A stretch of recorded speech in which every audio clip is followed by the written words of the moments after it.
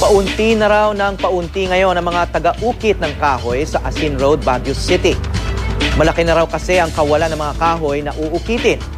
Tanging pine trees na lang din daw ang natitirang punong kahoy sa lungsod. May news to go si Maris Umali. Sumikat noon ang Asin Road sa Baguio City dahil sa mga inukit na kahoy. Una namin nakita ang pwestong ito ni Lourdes. Baka sa mga ibinebenta rito ang mabusising proseso ng paglililok ng kahoy.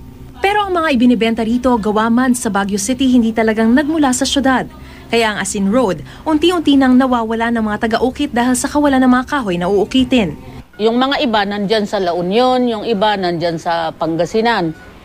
Kasi saka yung iba, hindi na sila nagka-carb, pumupunta na sila nagma-mines. Kasi nawawalaan na tayo ng kahoy. Binaybay namin ang kahabaan ng kalsada pero wala nang tindahang gaya ng kay Lourdes. Hanggang sa nagawi kami sa bahay ni Mang Pedro, isang dating taga-ukit. Tangi ang kahoy na Birheng Maria ang nakadisplay sa kanilang tahanan. At imbis na pag-uukit, ang paggawa sa isang lamesa nakita naming pinagkakaabalahan niya. Marami pa bang nagpapagawa sa inyo? Kung minsan wala.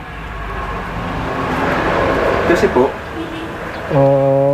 Walang paggawa. So, pero dati, maraming nagpapagawa. Oo, noon. Ngayon, mahina. Yung anak namin, walang alam na mag-carve. Siguro kung mamatay kami, siguro walang mag-carve. Hindi na alam.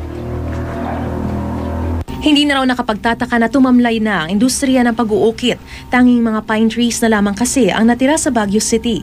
Ang mga matitigas na kahoy tulad ng Molave o Nara sa ibang lugar na lamang makikita. When the Cordillera was put into logging concessions, sometimes in the 1930s, doon halos na kalbo yung mga kagubatan natin.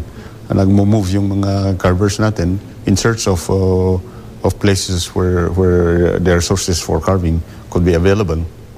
So, yun, nagmamigrate sila, nalilipat sila. Kasabay ng pagkawala ng mga punong kahoy, ang unti-unting pagkawala ng isang kulturang hindi na maipapasa sa susunod na henerasyon.